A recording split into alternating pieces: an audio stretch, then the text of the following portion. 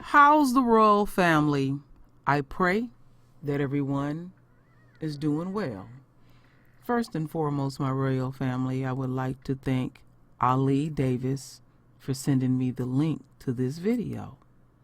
So, we got an update, my royal family, from Arkansas State Senator Stephanie Flowers. And the video that I have here, and y'all see the title that I have here pretty much match up. She's not apologizing for her comments. She's standing very firm on her position. And there's been a lot of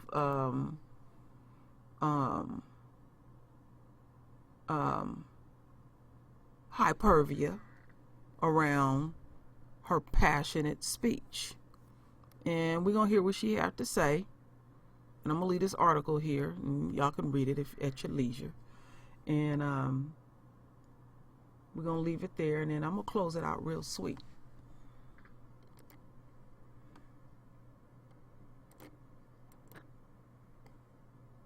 I think we all know that it's been a quite amazing and unusual weekend, and at least for me.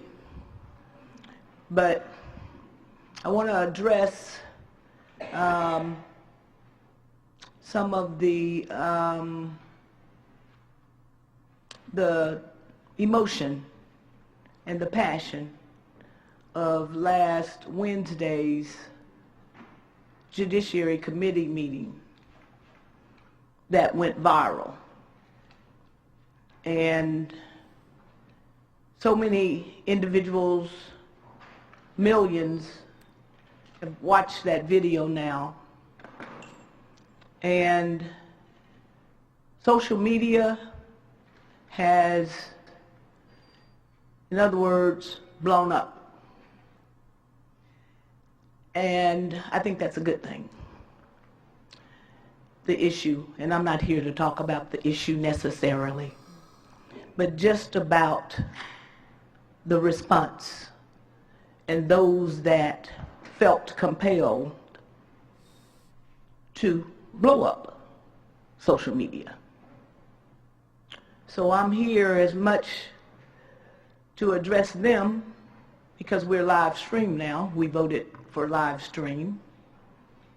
So we can't blame the media, and it's transparency. And it allows the public to see what deliberations we make here in the Senate body and in our committee meetings. So that's a good thing. So we also, I want to address them as well as my colleagues here. And I'm so happy to have the backing of my church and my bishop from the African Methodist Episcopal Church. And we all remember Mother Emanuel Church that we all sent the resolution to in Charleston, South Carolina several years ago. Unfortunate occurrence that took place and the lives that were lost while people were praying. So I wanted to explain or urge the membership of the Senate to try to understand where my passion comes from, and where the passion and the responses of all those who made comments on the social media sites this weekend, sent emails to me. I don't know whether you all got any or not, but I can't count the number of emails that I got encouraging my passionate and emotion that was exhibited in the Judiciary Committee meeting. And I'd like to say and acknowledge them and let you know that there's a lot of people suffering because of violence and because of the loss of young lives, And it's not just one race, but they all are agreeing that right now in my community and in communities of color across this country, it seems to be more of the burden placed on those communities, and mothers and fathers and sisters and brothers have lost their loved ones early, and they're suffering. And I can't tell you how much it moved me to listen to the phone calls that individuals, moms, dads, young people, old people, gun owners, teachers, Republicans, Democrats, independents, all made, and so many you could tell were hard to get their message out because of the sobs. And you can't hear a tear, but I could feel their tears and their heartbrokenness. And I want to acknowledge them because they were all from all over this country, from all the southern states. Not one southern state was left out. Florida, North Carolina, South Carolina, Georgia, Alabama, Louisiana, Mississippi, Arkansas, Missouri, Kentucky, Tennessee, all of the southern states had people to call me and leave messages and thank me and let me know that I spoke what was in their heart and something that they really desired they could bring out and speak. And they were glad to have and see somebody to speak what they could not speak and to express it the way they could not express it. So I don't apologize for my expression and my passion and my emotion, because I too feel deeply, having lost a sister in 1969 on a college campus. You heard about that back in 2017, so I won't relive that with you. I don't need to relive it. But I want you to know that in my heart, I'm a Christian. Christ is in my heart. I don't consider myself a leader. I'm a follower. I'm a follower of Christ Jesus. So I follow him. And my outburst and the words I used, God will judge me. And I'll accept his judgment. But I hope he's well pleased. Thank you.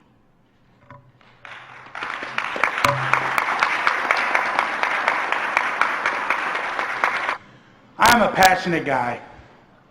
And about the issues and policy, I'm extremely passionate about. I also am a loving person. I know sometimes that's hard to see, especially when, like Senator Hendren said, we get so wrapped up in our positions. Senator Flowers, I love you. I'm willing to die for you and willing to die for your family. That's not me. Like, in me and my flesh, there's no good thing. That's my Christ in me that truly does come out and believes that. But one thing that I think is important that we realize is that some things are just not justifiable. Let me also say this. My Christ is a God of grace and mercy. I've never asked one time for Senator Flowers to be censored, and I won't support it. I'm not going to, because I think that, we should just move on. But I do believe that we do need to move on. If I would have said to Senator Flowers, If you come to my neighborhood, I will have my gun and I will exercise my stand your ground rights. Nobody in here would accept that. And you shouldn't. We're colleagues. We're a small body that has to be able to work together. That is not acceptable.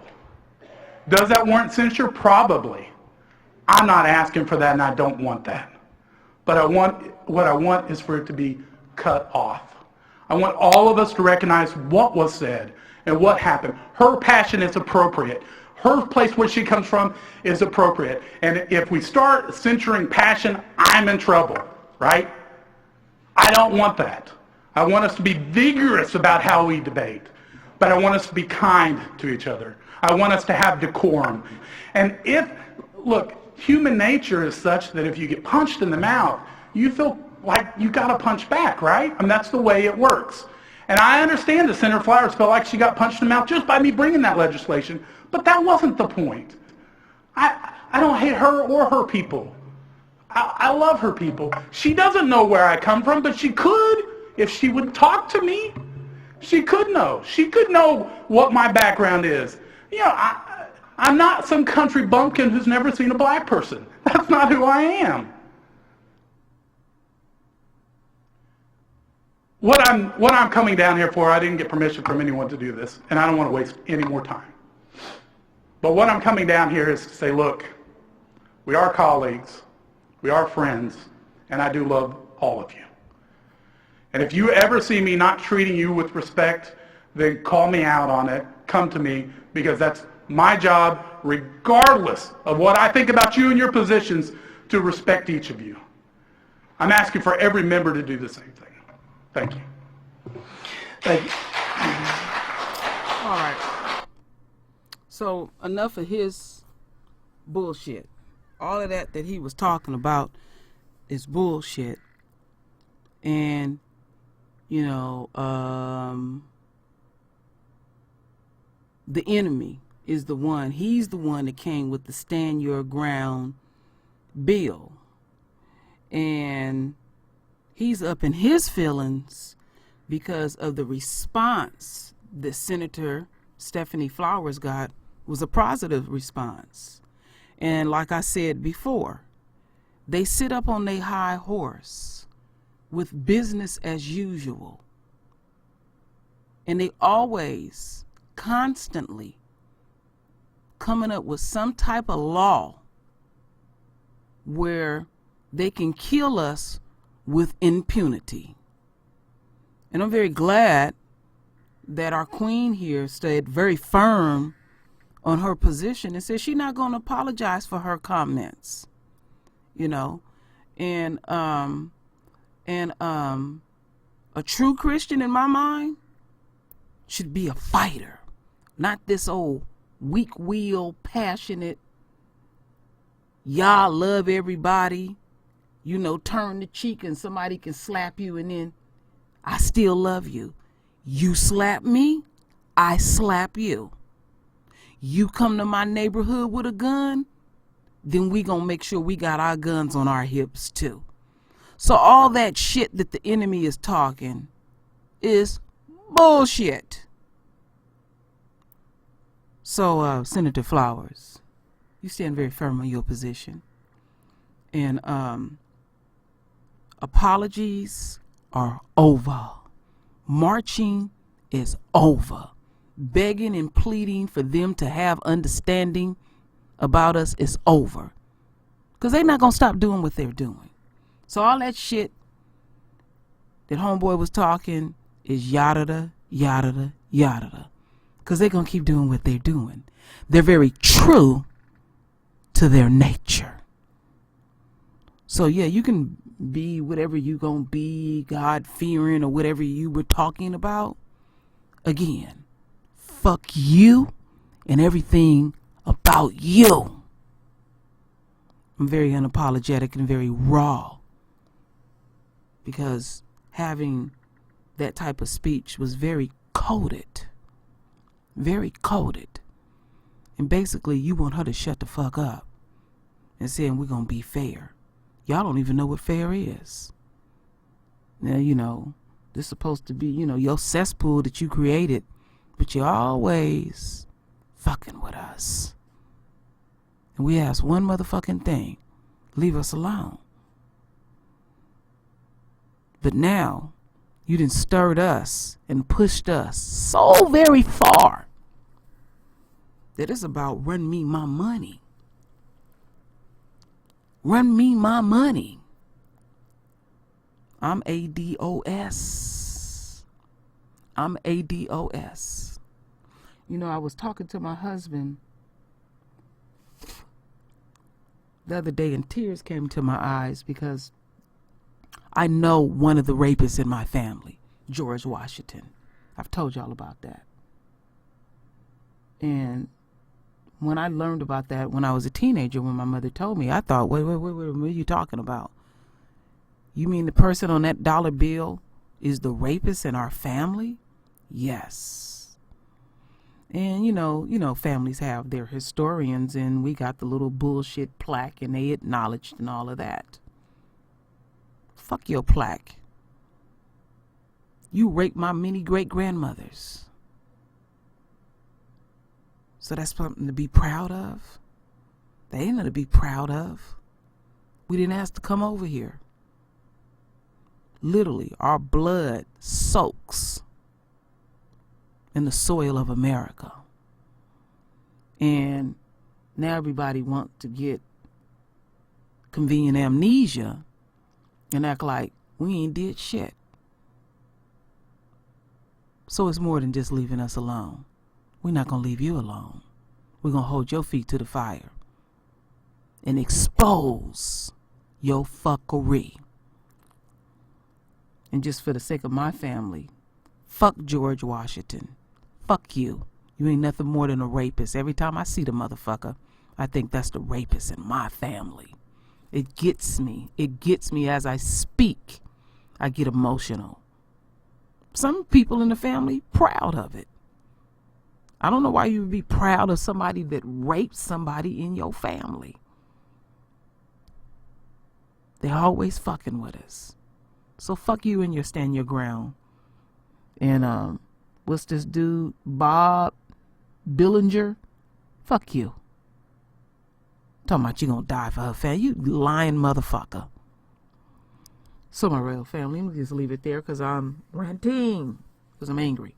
Very angry right now. And thank you, my queen, again, for saying I'm not going to apologize. So stand very firm. So anyway, my royal family, render your voice with your beautiful divine words. And as always, my royal family, I thank you for your love. I thank you for your support. And with that said, Ashe.